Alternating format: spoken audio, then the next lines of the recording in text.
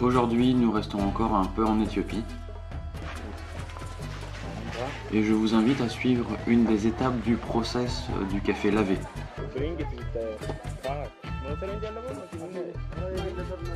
Une fois que le café arrive en cerise à la coopérative, il va être dépulpé avant de fermenter dans des grandes cuves.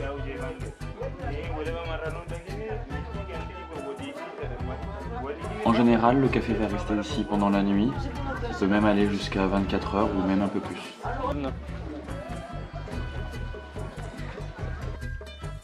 La fermentation va consommer une grande partie du sucre présent autour des grains de café, qu'on appelle le mucilage.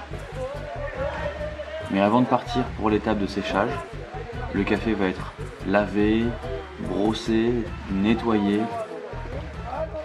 Cette étape permet d'avoir un grain plus propre et d'éviter tout risque de contamination ou de nouvelles fermentations lors du séchage.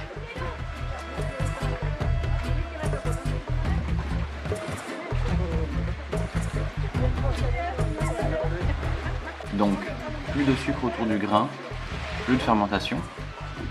Ça permettra au séchage de se faire dans de bonnes conditions, avec plus de stabilité, de constance et une meilleure qualité.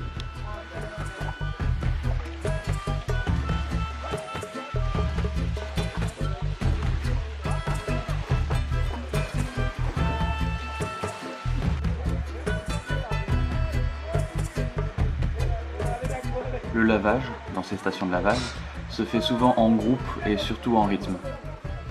Ici, un exemple dans la région de Yirgacheffe, au sud du pays.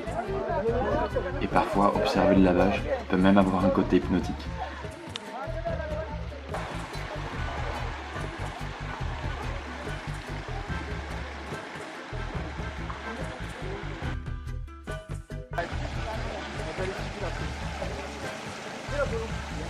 Autre coopérative, même pratique.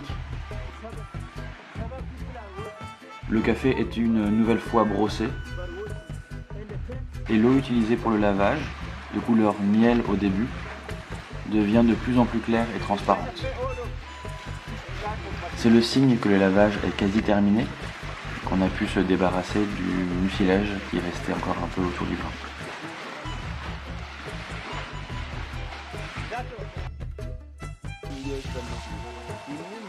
Cette pratique, encore très courante dans le sud, commence à se faire un peu plus rare dans l'ouest du pays.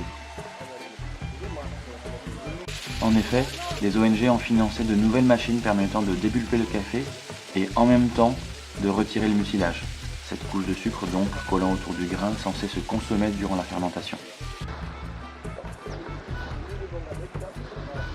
L'étape de fermentation disparaît pour envoyer le café directement à sécher. Une solution plus économique car le lavage demande en effet beaucoup de ressources en main-d'œuvre. Et ça permet également d'économiser beaucoup d'eau. Cependant, d'une certaine façon, un certain charme et un savoir-faire disparaissent.